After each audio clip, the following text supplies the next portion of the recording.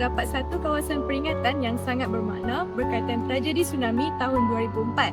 Tempat ini bukan sekadar lokasi sejarah tetapi juga ruang untuk mengenang detik hitam yang pernah mengubah kehidupan masyarakat setempat. Di tengah kawasan ini terdirinya Tugu Tsunami, sebuah monumen yang dibina menggunakan rangka dan sisa bot dan lalian yang musnah akibat ombak besar pada 26 Disember 2004. Struktur tugu ini memberi gambaran sebenar betapa kuatnya kuasa alam ketika tsunami melanda, sekaligus menjadi simbol kesedihan dan ketabahan penduduk Kuala Muda yang terkesan.